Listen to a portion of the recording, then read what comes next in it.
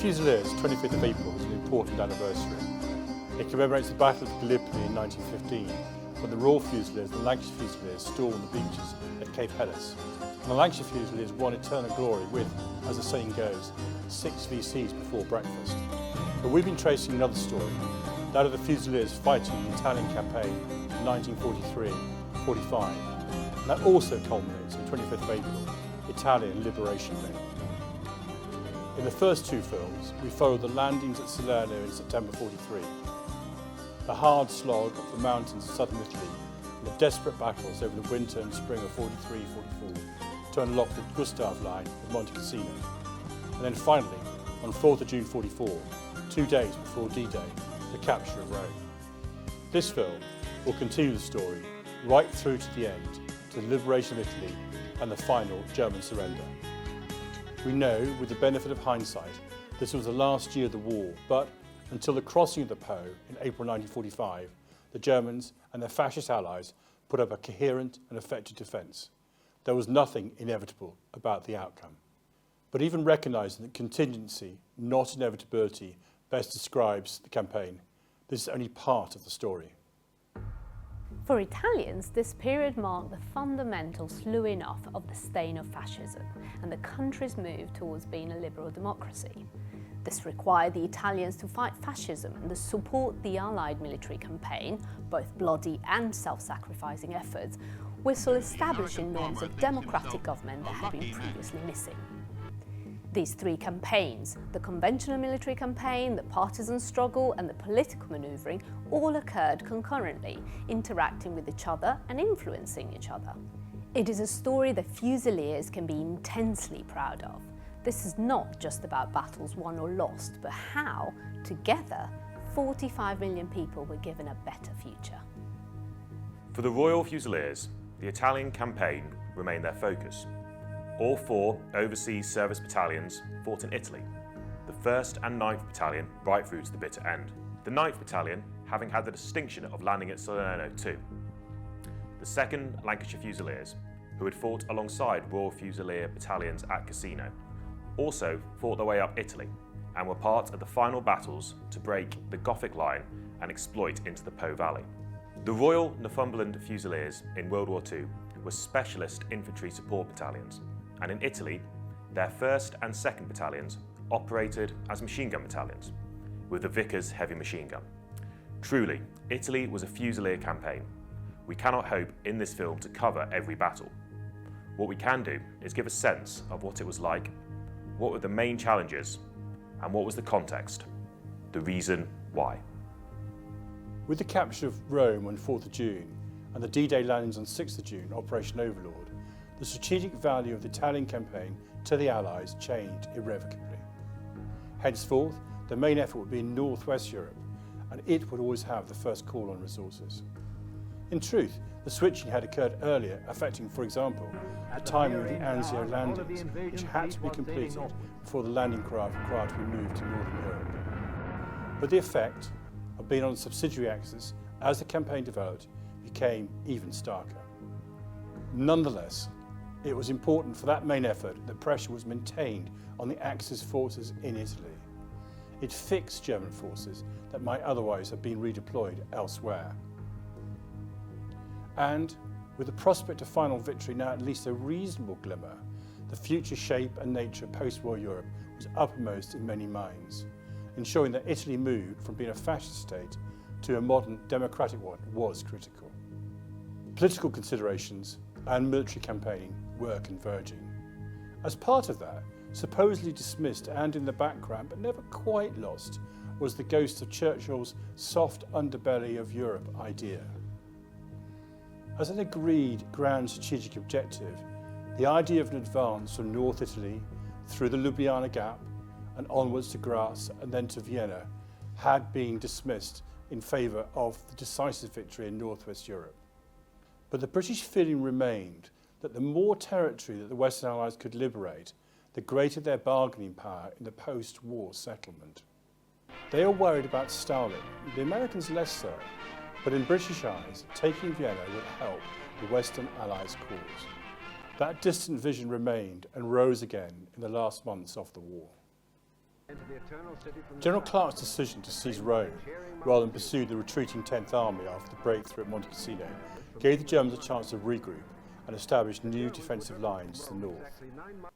That, and lack of clarity about what was required from armies that no longer the main effort, coloured the direction of Allied operations for the next 6 months. Planning for the advance north of Rome had begun even before the breakthrough at Cassino, but no clear decisions had been made. It is fair to say that from the capture of Rome until mid-August and the approach to the Apennines foothills, the Allies advanced and the Germans defended, but there was only limited operational direction. It was in effect a 2 armies up, US left, British right, broad front advance to contact. This suited the US style of warfare, which was push everywhere and then exploit where they found gaps. It suited the British less well, who remained scarred by the terrible losses of World War I and the early stages of World War II. Their preference was always for what Montgomery called the tidy battlefield, deliberate attacks with significant preparation. Facing them was the Apennines and the Gothic line running along it. The mountains themselves were a formidable obstacle. In northern Italy, they run northwest to southeast from the west coast north of Leghorn and Livorno to Rimini on the Adriatic. They stand up to 2,000 metres high and are some 80 kilometres or 50 miles wide, with very few routes through. There are only 4 in the whole US sector, and equally poor lateral communications from west to east too. Still, what the Allies had to do was outwardly at least straightforward. There was a clearer way to the Germans' main defence line, known as the Gothic line, which ran along the mountains until it debouched onto the Adriatic coast. Secondly, to break through that line and then finally decisively defeat the Germans in the Po Valley. This would prevent them then from establishing further defensive positions in the front of the Alps, the so-called Voralpenstellung. The difficulty was always where, when and how to achieve that breakthrough. General Clark's decision to prioritise the capture of Rome over defeat of the German army probably extended the war in Italy by 6 months. This was recognised by the Germans. General von Sengeon-Ettelin, a German corps commander, and whose son, by one of the ironies of history, later commanded Fusilier battalions, wrote, "Cutting off the retreat of the 10th Army would have been tantamount to a total defeat of the German army group." As it was, while the Allies were swift to follow up, the Germans were still able to establish intermediate defensive positions, whilst preparing the Gothic line position. Masters of delaying tactics, the Germans were able to hold these intermediate positions for not inconsiderable time periods. General Sanger reported that the Arno line that ran along that river and to the south of Florence was held for over a month. Work on the Gothic line had begun in February 44 using Italian forced labour, but while the number of fortified positions numbered in the thousands, it lacked depth. The real strength of the Germans' positions lay in the terrain, which favoured the defender, and that they also operated on interior lines, meaning that they could easily move formations to far-fight Allied incursions. Numbers-wise, the two sides were roughly equal. Indeed, there was a period from June 44 to December of that year where the Germans probably had a numerical advantage. 7 Allied divisions had been withdrawn to support Op Dragoon, the invasion of southern France on 15th of August, and in the same period, the Axis powers were reinforced with 8 divisions. Not all of them were first-rate, and the 4 Republic of Salo Italian fascist divisions were largely employed on anti-partisan duties. The most distinct Allied advantage, though, was its near-total air supremacy. The Luftwaffe and RSI air groups, while never completely absent, played only a minor part in the campaign due to earlier losses and the urgency of supporting German operations in France. What was never considered, however, was a total withdrawal by the Germans, even when they began to worry about their flanks as the landing in southern France spread into France and approached the Italian border. For Hitler, holding territory in Italy was not just about tying down Allied forces, however important that was. It was also about maintaining the fiction of the Axis powers, and that meant keeping Mussolini, at least nominally, in power. For those Italians trapped inside the German-controlled Republic of Salò, life was simply hell. Mussolini's Rembrandt regime was described as a decaying corpse propped up by German bayonets. Germany systematically despoiled northern Italy's population and resources. hundreds of thousands of Italians became forced labourers, and many were deported to Germany to work there. Most badly treated were the 716,000 Italian soldiers interned after the fall of Mussolini. 40,000 died from maltreatment, mostly starved to death. Grimmest of all was the fate of Italy's Jews. Yes, some discrimination had existed since 1938, but for those in areas under direct Nazi control, their fate was tragically sealed and rounded up mostly by fanatical fascists. A concentration camp was established near Modena, and from February 1944, deportations to the extermination camps began. Over a quarter of Italy's Jewish population were murdered. The ironic consequence of all this brutality was a massive rise in the number of partisans. Young people in particular fled to the hills to evade being rounded up as labourers. By September 1944, there were nearly 200,000 partisans, a considerable thorn in the side to the Germans. As one historian put it, the choice was clear: collaborate or resist. And what of the Italians in the Allied control areas? In truth, while they did not suffer the same brutality as their fellow countrymen in the north, their material circumstances were really little different. Agriculture, trade and commerce had collapsed, and starvation was averted only by regular supplies of grain. The economy was grossly distorted by the imposed exchange rate between the lire and the so-called Am-lire, the Allied currency, that gave a private Allied soldier the same income as an upper middle-class family from Italy. Women were forced into prostitution just to feed their families. The Allies also struggled with the growing Italian desire to rule themselves. Initially, they were regarded as enemies on parole, not anti-Nazis in good standing. The problem was what new governance should replace the fascist state. The British tended to favour a transition to a form of constitutional monarchy, but even though they found Marshal Pietro Badoglio an intelligent and sensible speaker, the monarchy's tainted compromise with fascism condemned it, and the Americans were more concerned with the rise of the Communist Party in the emerging political scene. In the end, the Italians themselves resolved that dilemma. The willingness of former diametrically opposed ideological opponents to find common ground laid the foundation for the necessary political compromises. And it was the joint leadership of Alcide de Gasperi for the Christian Democrats and Palmiro Togliatti for the Communists that made that real difference. That, and of course the increasing Allied realization that the partisans were a major part of the war effort. For Fusiliers, daily struggling to survive, to fight, and thinking about leave, their loved ones, and when they would get clean, get their mail and a hot meal, some of the strategic and even higher operational issues might have passed them by. As Brian Harper, a subaltern in a sister London regiment, the Kensingtons, put it, it was all right for the Prime Minister to tell Alexander that his objective was to capture all of Italy, which was translated into 15th Army Group telling the 5th and 8th Armies to destroy all enemy forces south of Rome, but that by the time it got down to platoon level, the objective narrowed to one single farmhouse. Tommy Atkins might be aware that something of a world-shattering nature was being planned, but his part in the capture of the farmhouse had been reduced to creeping up on the enemy latrine at the back. In short, the reality for most Fusiliers was not the lines on maps that historians can now draw, but a hard and dangerous daily slog up the spine of Italy, interrupted by occasional set-piece battles, and even more occasional periods of rest and recuperation. So it was that from June to October 44, the 1st and 2nd Battalions advanced from near Rome towards Florence and into the foothills of the Apennines and the advanced positions of the Gothic line. One historian described the advance northward from the Liri Valley, upon which the Monte Cassino sat, as relatively easy.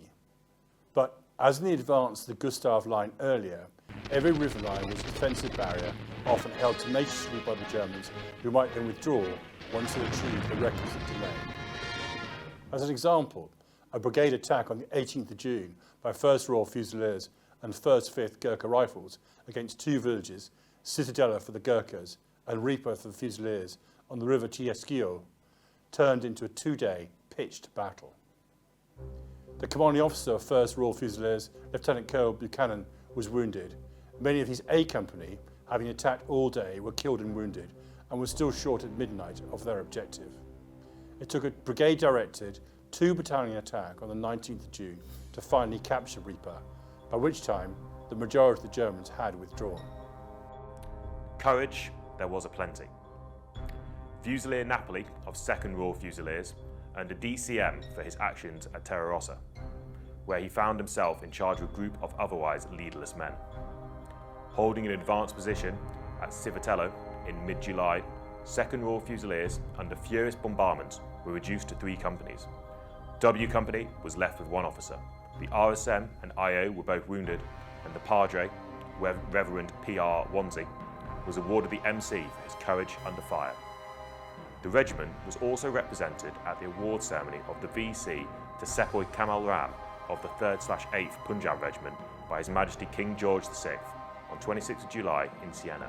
A magnificent occasion showing very much the multinational nature of the Italian campaign, but nerve-wracking for 1st Royal Fusiliers, as their pioneer platoon had been given the task of mine-clearing the routes that the Royal Party were to take.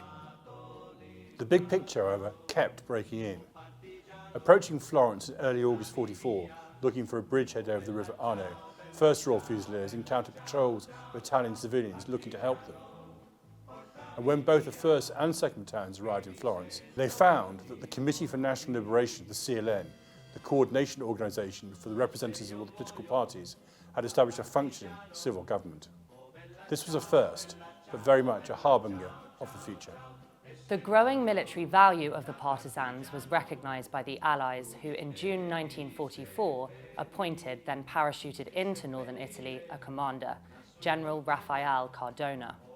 With 2 colleagues, one Luigi Longo, who had served with the communist-organised Garibaldi Brigade in the Spanish Civil War, and another, Ferruccio Parri, who had won 3 Italian gallantry awards and the Croix de Guerre in World War I, they established the General Command of the Volunteers for Freedom Corps, the CVL. By doing so, they brought under central direction the myriad of partisan brigades that had sprung up in the aftermath of the collapse of the Mussolini regime. By July 1944, large swathes of the north of Italy were war zones. That month, the partisans claimed to have killed 343 Germans and 397 fascists, destroyed 9 bridges, derailed 4 military trains, and sabotaged numerous power stations, phone and telegraph wires. 50,000 partisans were then under arms, and more joined every day. The Germans were forced to divert resources away from the front line to secure their rear areas. General von Senger and Ettelin, in his memoirs, ruefully records having to move out of his preferred HQ locations, the manor houses of minor nobility, into more easily defended areas as the partisans became bolder and more expert. The response to partisan attacks became increasingly vicious and indiscriminate. Villages were burned, civilian killings were common, and no quarter on either side was given. Over 400 stragi, or massacres, are recorded, with some 15,000 civilians murdered. The worst massacres of all took place in the villages directly behind the German defence lines in the Apennines, into which 8th Indian Division with 1st Royal Fusiliers were trying to advance in September 1944. The partisans sought to undermine the German positions, but the response of the SS Panzer Grenadier Division most affected was to massacre over 800 civilians, the worst civilian massacre in Western Europe in the war. But their desire to intimidate didn't work. By the end of September, there were between 80,000 and 100,000 partisans in the field. On the 30th of November, the CVL publicly issued a list of spies, collaborators, and prominent fascists to be killed, and then set about carrying out the sentences. It was not a good time to be a fascist. As the Allies finally closed on the Apennines and the Gothic Line in August 44, the decision how to get through them turned from being a planning option to an immediate operational imperative. Affecting planning was the withdrawal of the 7 Allied divisions to support the Octrogoon invasion of southern France and the collapse of Germany's allies in Southeast Europe. The goal, however, was clear: breach the Gothic Line, defeat the Axis forces south of the Alps, and then exploit. The plan, Operation Olive, initially had the main effort being a direct thrust through the mountains from Florence to Bologna, and a deception effort in the east along the Adriatic coast. However, in early August, for reasons that are still not quite clear, General Leese, commanding the British 8th Army, persuaded General Alexander, the Army Group Commander, to switch the main effort to the east. It was argued that 8th Army, which was armour heavy, would find the more open country on the eastern side of the mountains more suitable, and this was a severe bit of wishful thinking, that the Po River plain beyond the mountains was good tank country. As you will see, it proved anything but. General Clark, with the US 5th Army, now found himself on the subsidiary axis of attack, albeit the most direct route from Florence to Bologna, but concerned about his flanks, he requested and was given the support of British 13th Corps. As a result, the main effort in the east became somewhat nominal, and Operation Olive essentially resembled the post-Cassino advance, with both armies moving simultaneously forward, rather than a deliberate attack with a clear main effort to which the bulk of the resources were devoted. And so often, order, counter-order equaled disorder. 8th Army then had to move across the grain of the country and relocate in the east. This was far from straightforward, as there were very few lateral routes west to east across the mountains. As a result, the start date, D-Day, was then pushed back 10 days to 24th of August. However, and perhaps rather more importantly, the change of plan rather invalidated the point of the earlier deception, to which indeed the Germans had reacted, since the deception attack was now the main attack. Fusiliers found themselves in both arms off the attack. The 1st Battalion, part of 17th Brigade, 8th Indian Division, was part of 13th Corps, and so was on the right flank of the US 5th Army's advance. The 2nd Battalion, the 8th and 9th Battalions were part of the British 5th Corps and 8th Army, and therefore were all part of the Great Cross-Country Move. Once complete, their roles would be part of the Pursuit, or 2nd Echelon Corps, once the 1st Canadian Corps, supported by the Polish 2nd Corps, had broken through the crust of the Gothic line in the east. If there was any consolation in the cross-country movement, it came on 8th of August. The 1st Battalion, 8th and 9th Battalion found themselves resting within a few miles of each other. A battalion smoker was arranged, hosted by the 1st Battalion, with 100 guests from each of the 8th and 9th Battalions. Within weeks, all 3 battalions were fully engaged in some of the hardest fighting of the war, and for the 8th and 9th Battalions, fighting on Mount Croce, what may have been the hardest fight the Royal Fusiliers had endured since the Battle of Albuera in 1811. The initial assault in the east seemed to go to plan, but the Germans had, since the creation of the original Gothic line, created a series of fallback positions. Nevertheless, the initial assault was deemed successful, and in early September, 5th Corps, with the 8th and 9th Battalions, passed through the Canadians who had been the first wave. However, the lead element of 5th Corps, 1st Armoured Division, was badly shot up as they approached the River Concha. 56th Division were ordered to clear the ridges on either side and exploit northwest through the next river line to the town of Malazzano, close to the independent enclave of San Marino. The initial 167 Brigade objective was Germano to the south of the river, but on 5th September they were directed to switch their axis, leaving Germano to the London Irish and clear Croce and the Northern Ridge. What then followed was a 4-day pitched battle in an area no greater than 3 miles by 2. What had not been properly understood was that this, not the original Gothic line, was the main defensive position. The 9th Battalion started advance on midnight on the 4/5th September, but the ground was not recce and no one knew where the enemy was. Companies became disorientated, and at one stage, Battalion HQ was leading the battalion, blissfully unaware that there was no one in front. Daylight found the battalion clinging to the edge of Croce, under heavy artillery and mortar fire. One of the many casualties was Major Rupert Legg, a direct descendant of the first colonel of the regiment from when it was raised in 1685. The 8th Battalion had not been able to achieve their objective either, but took up a position from where they could support the 9th Battalion.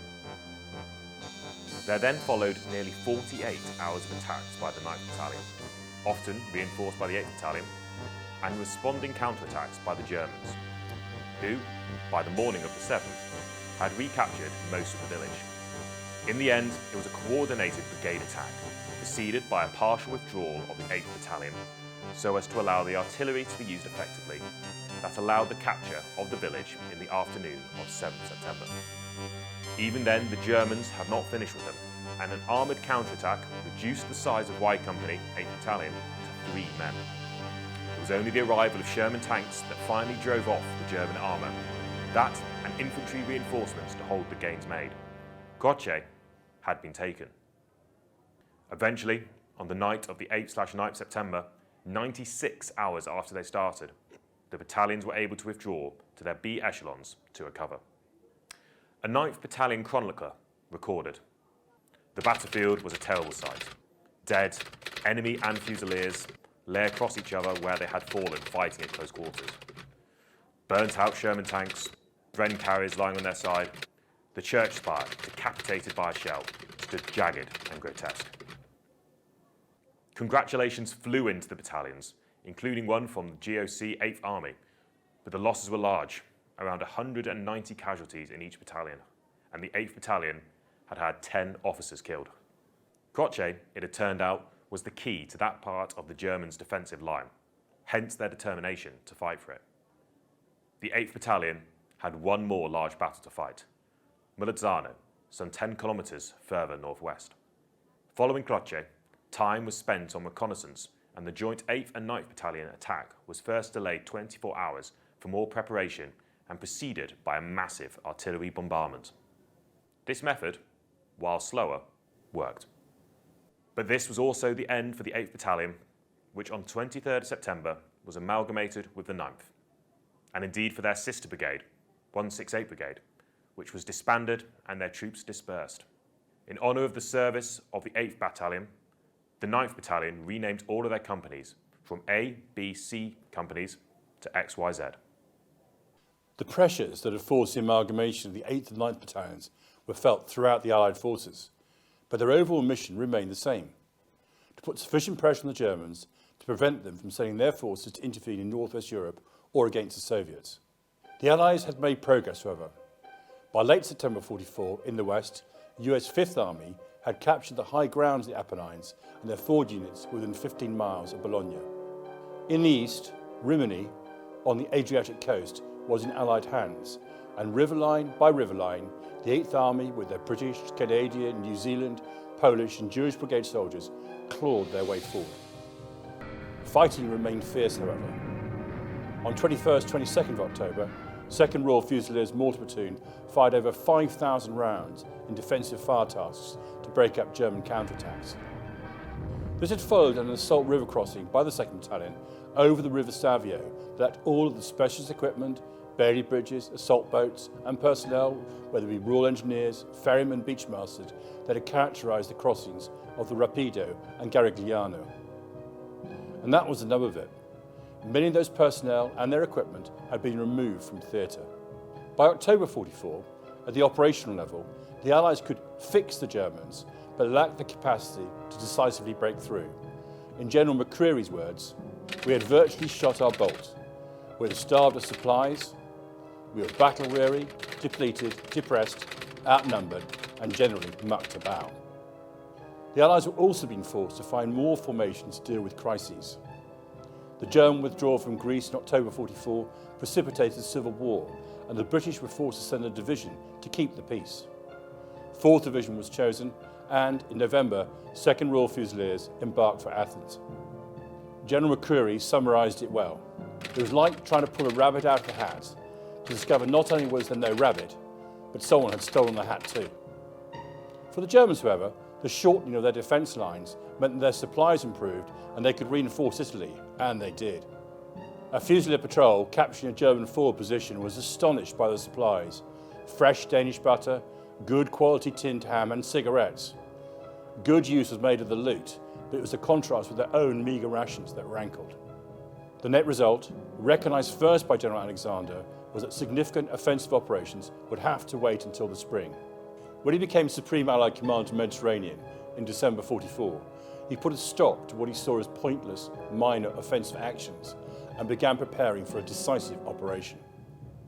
In short, he did what he'd done at Cassino and Anzio earlier in the year, where nearly 6 months of brutal, attritional assaults had achieved very little until Alexander stepped in and pulled it all together. For the Fusiliers, there was no real let-up, exacerbated by the increasingly poor weather. Rotated in and out of the line between October 44 and January 45, the 9th Battalion enjoyed that well-known military phenomenon, Operation It's On, Then It's Off, on several occasions. From early January to early March, for nearly 2 months, at the height of the winter, the battalion was continuously in the line. Bearing in mind that in the First World War, battalions were rotated every 30 days, the strain must have been extreme. For the 1st Battalion, that autumn and winter were very similar, just in a different part of the mountains. They were in the line from the November to January 45, when they had an opportunity to rest. It was recorded that driving rains turning to snowstorms on the summits pelted the mountainside. Life in the open resolved into a series of miserable failures to keep either dry or warm. Roads collapsed. Supply lorries were never off the road, except when they were in the ditch. In the face of such inclemency, it was well nigh impossible to seize new ground, and completely impossible to provision and munition further advances. The attack gradually slowed to a standstill. General Alexander's speech may have been intended to spare partisans' lives, as he recognised that the Allies could neither advance in winter to complement their efforts, nor resupply them. But there was no questioning their value. Alexander openly expressed his admiration, and Churchill's advisor on special operations, Lord Selborne, told the Prime Minister they had done a magnificent job. Still, the Allies had, by November 1944, in the words of General McCreary, commanding the 8th Army, shot their bolt. Air resupply to the partisans dropped to 139 tons in November, half the previous month's total. The response of the partisans was to redouble their efforts and become more self-sufficient. In December 1944, a clandestine delegation from the CVL in the north slipped through the lines and negotiated a 160 million lira grant from the Allies to keep the partisans in the field. The message went out in the partisans' news sheet. A dead German means a gun, clothes, or a pair of shoes for a partisan. The intensity of the fighting increased, and many embraced Norberto Bobbio's, one of Italy's greatest thinkers, belief. At history's turning points, there aren't many alternative roads to choose from. As in a difficult climb, the right path is one alone, all the others lead inexorably into the abyss. Regardless of party affiliations, Italian patriots chose the path of resistance. But it came at a terrible price. Captured partisans were tortured as a matter of course, and the treatment of female partisans revealed a depth of depravity that shocks even today. Rape was the norm, usually followed by torture and death. Of the 4,653 women partisans captured by the Nazis and their fascist allies, 2,800 were hung or shot, but still they would not give in. Irma Bandera had joined the resistance in September 1943 and was an active weapons and messages courier in the Po Valley.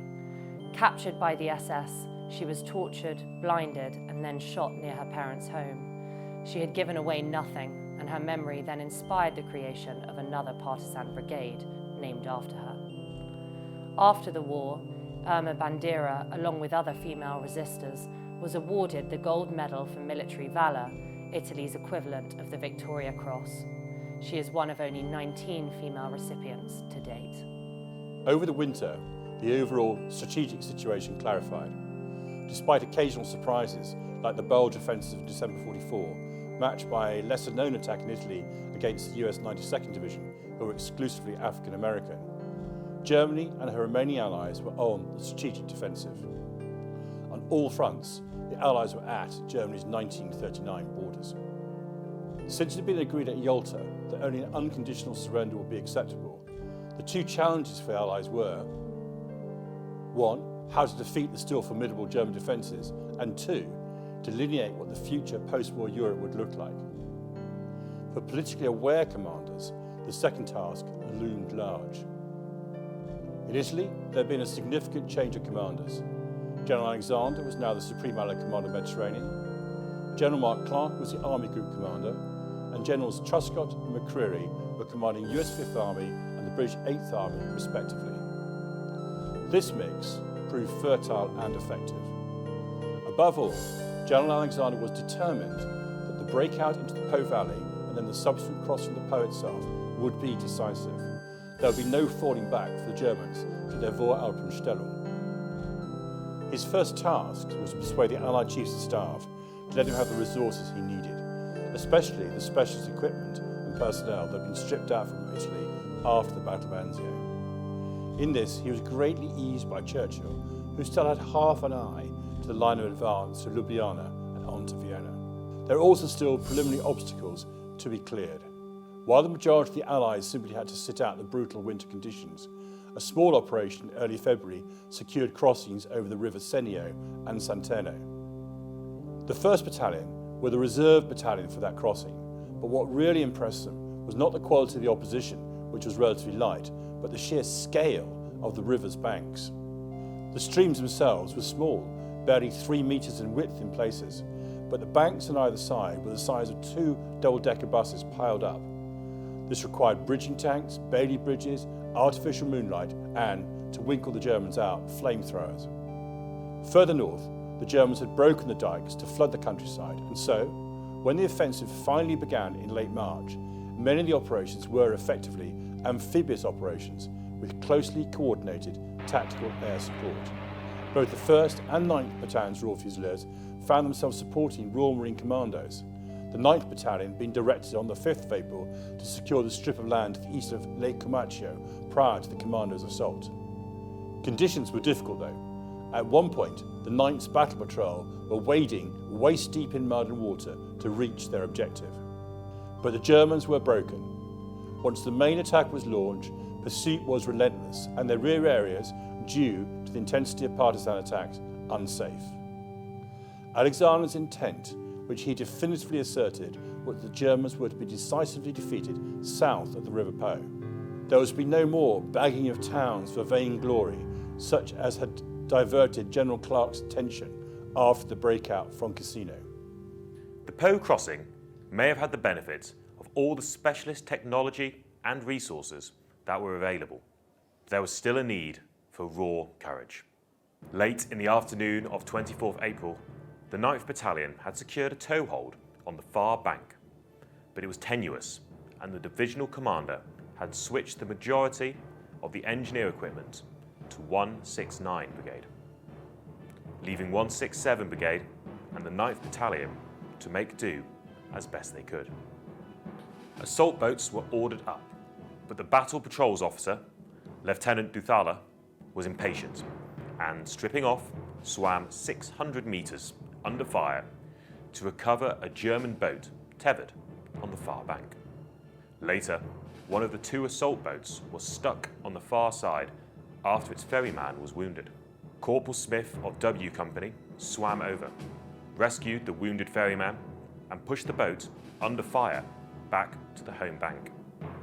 It took him 40 minutes and he was under constant fire. Rightly, he was awarded a DCM. The Po remained, but despite the German propaganda, which highlighted the scale of the river, some 300 to 600 metres wide, the Germans were unable to mount a coherent defence, and the Allies began to cross it on the 24th of April. This was a signal then for the Committee for National Liberation, the Italian committee, to launch the general insurrection. But even then, there was no sense of easy victory. All ranks had been under almost continuous mental and physical strain. Lieutenant Colonel Buchanan DSO, the commanding officer of the 1st Battalion of the Royal Fusiliers, had, after the battles in March, asked to be relieved of command. On operations for 27 months, in command for 15 months, wounded 4 times, he recognised with immense moral courage they didn't have the energy to fight the last phase.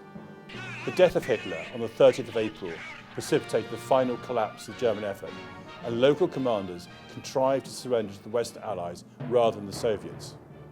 In Italy, surrender came on the 2nd of May, arranged by the OSS chief in Switzerland, Alan Dulles, with SS General Wolf. Dulles was concerned by Tito's advances in Yugoslavia, which threatened the annexation of parts of northeast Italy, and so negotiated an early ceasefire. As a result, the 9th Battalion found itself by early May in Trieste, where it remained until May 1946, maintaining a fragile accord between the Italian civilian population and Tito's partisans. The 1st Battalion, after a short rest period, were dispatched to the mountains of Alto Adige, where again they mounted a delicate and fragile peace between the German-speaking and Italian-speaking populations. The launch of the Allies' Po offensive on the 10th of April was matched by a major partisan effort. Numbers swelled massively to nearly 200,000, and while some dismissed the later joiners as partigiani dell'ultima ora, the mass effect of widespread strikes, protests and direct attacks significantly undermined German and fascist attempts to regroup and to establish new defence lines. Direct support was also given to the Allies' advance. For example, on the 22nd of April, the 9th Battalion Royal Fusiliers approaching the Po, near Ponte Maggiore, were materially helped by partisan action. It is recorded that without their help, they would have been slowed up further. The RSI regime, with its brittle foundations, collapsed. In March, l'Unità, the journal of the resistance, had proclaimed, "We need to mow down pitilessly every fascist and every German that gets in our way. Only mass action and patriotic terror can overcome Nazist fascist terror." And now they put this ruthlessly into action. Bridges were blown, commanders and collaborators were assassinated, and communications was cut. Mussolini refused to recognise that he was finished. First, he attempted to rally his forces in Valtellina in the northern of Italy, and then belatedly attempted to negotiate with the Committee for National Liberation's northern representatives. Impatient with his delays, on the 24th of April they ordered an all-out attack and then proclaimed a general uprising on the 25th of April. Across northern Italy, the people responded. Milan, Turin, Genova and numerous smaller towns were seized by the committee, and when Allied troops arrived, public squares, government buildings, transport hubs and major factories were all in Italian hands. There was also a reckoning. Thousands of fascist collaborators were condemned by people's tribunals, some formal, some not so, and killed out of hand. For Mussolini, there was an ignominious end. On the 27th of April, along with his mistress and fascist leaders, he attempted to flee, heading north in a German column towards Alto Adige and Südtirol.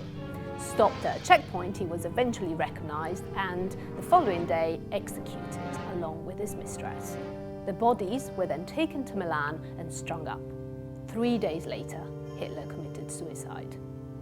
It was not quite the end of the right-wing authoritarian era. Franco for Spain and Salazar in Portugal limped on into the 70s, but it was an end to the Axis powers in Central Europe. For Italy, the experience of self-liberation, combined with the willingness of even opposed political parties to compromise, set the foundations for a transition to democracy and a measure of social justice that had been missing from the period of fascism and the Kingdom of Italy. Of course, fascism could not have been overthrown without the Allies fighting the Axis armies, but the role of the partisans in Italy was significantly more than de Gaulle's description of the French resistance a necessary myth. Above all, the Italian people had shown they had the necessary resilience to force a new path, and in the end, they did. Viva l'Italia! And so it ended. Over 20 months of hard fighting, preceded for many by the rigours of the North Africa campaign, the Fusiliers in Italy had acquitted themselves superbly. At one stage, there were 7 Fusilier battalions in theatre. The 1st and 2nd Battalions, the Royal Northumberland Fusiliers, the 1st, 2nd, 8th and 9th Battalions, the Royal Fusiliers, the 2nd Battalion, the Lancashire Fusiliers, and numerous Warwicks in individual, command and staff roles, including at one point General Montgomery in command of 8th Army. Arguably, this is the Fusilier campaign of World War II, and for that reason alone, we should commemorate and learn from it. For students of military history, this was a complex and fascinating campaign that presages more recent conflicts and replaced co-study. We see a combination of use of modern manoeuvre forces, including air, maritime and amphibious, partisan activity, and throughout a strong political element. It's almost the definition of 3-block war. As a regiment, we should also note the value of our territorial and reserve forces. The 9th Battalion, a territorial battalion from South London, landed at Salerno in September 43, fought through to the German surrender in May 45, and was still on peacekeeping operations in Trieste in spring 46. Rarely has the value of the one army concept been so well illustrated. A vital lesson even today. But beyond all of that, perhaps our finest achievement, and a lasting memorial to our soldiers who fought and died there, is that we helped the Italian people liberate themselves from enemies to allies and from fascism to democracy. That is an extraordinary achievement. And so, while we rightly commemorate Gallipoli Day on the 25th of April, remembering the sacrifices of World War I, perhaps now we can also join with the Italians on that day when they celebrate the liberation of Italy.